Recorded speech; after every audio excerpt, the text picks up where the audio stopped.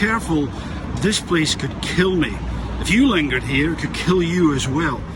And I'm not talking necessarily about the traffic or indeed wandering into the wrong part of town at the wrong time of day, a problem that exists in many big conurbations, unfortunately. No, I'm talking about something which is in the air.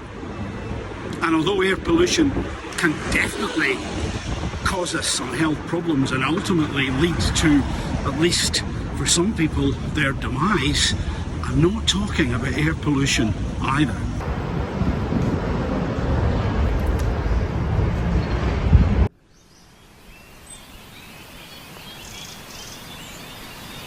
Well, in case you haven't guessed already, I'm talking about noise pollution. It's a bit like the movie A Quiet Place.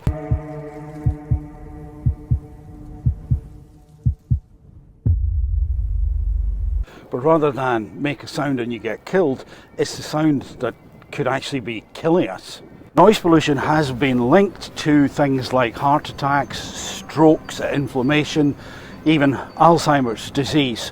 Let's then take a closer look at sound pollution. From this article, a link will be in the description to this video, How Our Noisy World is Seriously Damaging Our Health. This is by James Gallagher.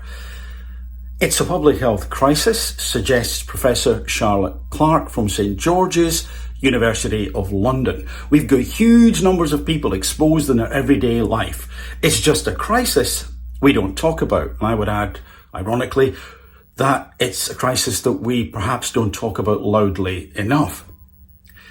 I'm going to play you a clip from that article. And by the way, if you do access that article, you can from there access a full podcast about this if you'd like to delve into things in more detail. Let me play this and just have a think about how you feel when you're listening to this.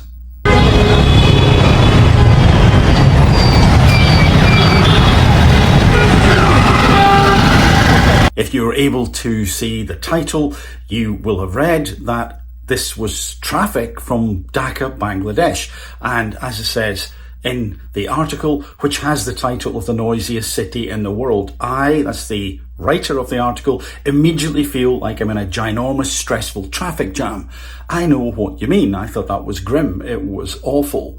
There's really good evidence that traffic noise affects your heart health, says Professor Clark, as the next sound is prepared. Now, what is happening here is that the writer of the article has been wired up to measure his physiological responses whilst various sounds are played, which then makes more sense of the next paragraph. Only the joyful sounds of the playground have a calming effect on my body. The dogs barking and the neighbour's party in the early hours lead to a negative response. And I think, certainly in part, the neighbour's party, well, when we aren't in control of that and we don't know when it's going to start or pause or finish, perhaps more importantly, then that can also be even more stressful, added on to the stress of the noise, because there's just that sense of, I can't control this, I can't influence it. Perhaps different if it was our party.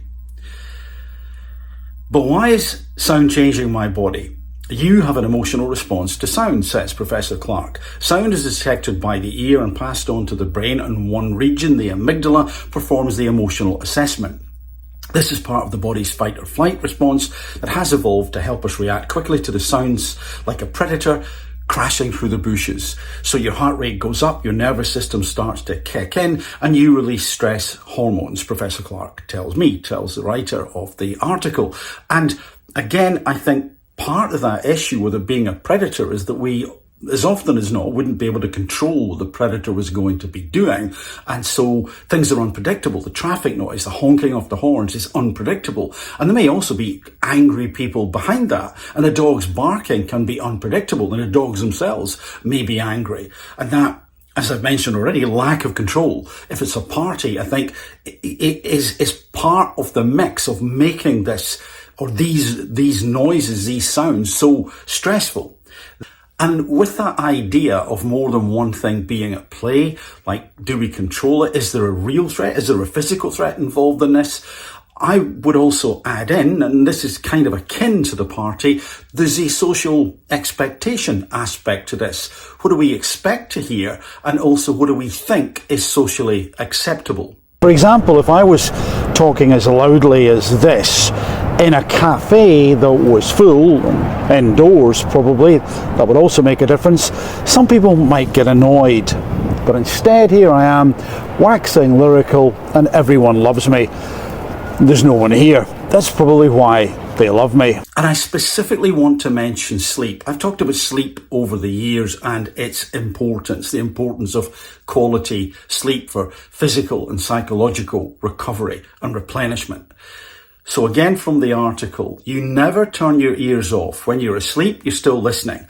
So those responses, like your heart rate going up, that's happening whilst you're asleep, adds Professor Clark. So just think about it. It's a double whammy, isn't it? If we don't recover physically and psychologically whilst we're asleep, and that goes on night after night after night, then, as you'll probably be aware, there can be real serious health consequences, mental and potentially physical, because of that poor sleep, that disrupted sleep, that stressful, in this case, sleep. And I think this is also something to pay attention to. The crucial number for heart health is 53 decibels. She tells me that she is Dr. Forrester. And the higher you go, the greater the health risks. 53, the higher you go, the greater the health risks. This means that we need to be in a rather quiet environment. And what I want to do is show you this graphic from the article. The source is the Hearing Health Foundation. And this is it's in decibels, and decibels is a logarithmic scale. So a ticking watch, 20. A quiet library, 40. The average office, 60. A vacuum cleaner, often a noise that can really terrify some dogs, 80. A motorbike, 100. A siren, quite startling, 120. A gunshot, quite frightening, 140. And when you look at that, remember it is logarithmic, I think it's of note that the average office is 60. So what is going on there? Is that a ploy to keep people stressed enough so that they remain awake, or perhaps even just a little bit anxious to increase productivity? A zero-sum game, ultimately, by the way. But what can we do about this element of noise pollution all around us? So what's the solution? Well, to tackle a problem, you need to be aware that there is a problem. And luckily, more and more awareness is being raised. The solutions that people are coming up with are interesting. Well, here's one thing that has been done. Changing the urban design of cities for health, the super block model. I'll put a link to this paper in the description. Let me read you a couple of the highlights.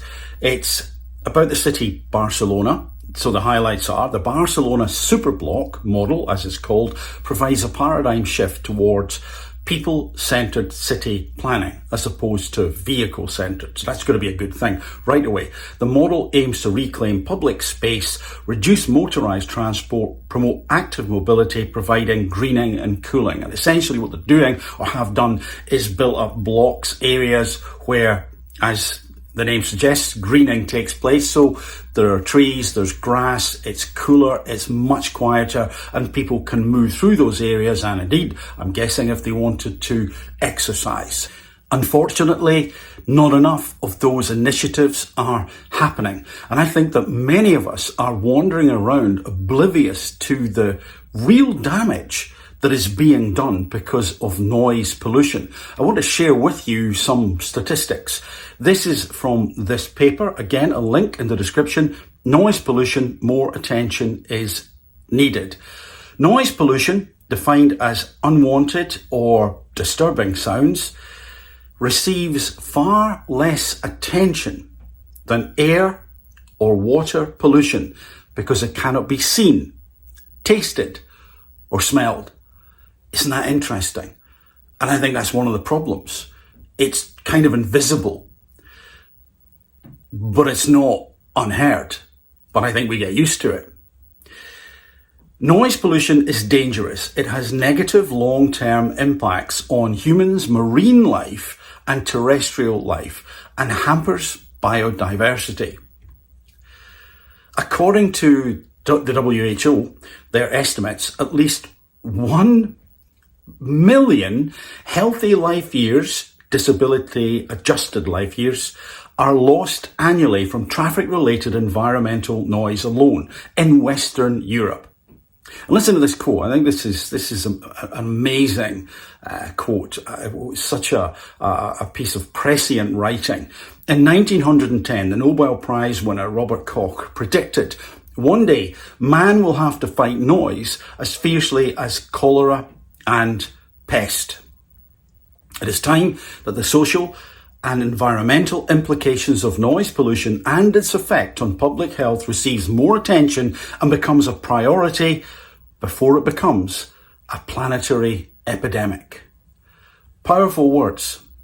Beyond effects on the auditory system, again, I haven't mentioned it specifically, but I'm sure you'll be aware that noise can really damage your hearing. Noise is associated with an increased incidence of cardiovascular diseases, in addition to causing annoyance. I'll come back to that. Disturbed sleep, I've mentioned it, and impaired cognitive performance. It is estimated that the burden of disease, estimated as DALYs, which are these disability adjusted life years, lost from environmental noise in Western European countries alone is equivalent to 61,000 years for ischemic heart disease, 45,000 years for cognitive impairment in children, 903,000 years for sleep disturbance, 22,000 years for tinnitus or tinnitus if you want to pronounce it that way, and 654,000 years for annoyance. And again, before we just dismiss annoyance, I've plucked this from Wikipedia, sound annoyance is a feeling of displeasure associated with any agent or condition related to sound that is believed to affect adversely an individual or a group.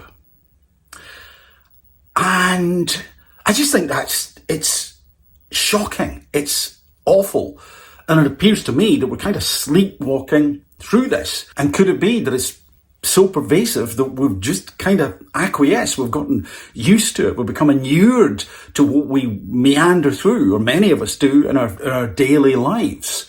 And what I wanted to do was to play you a clip that I recorded in a cafe in London just a few days ago. This cafe was really busy about 20 minutes before. I would say there were 50% more people in and music playing, and this is it.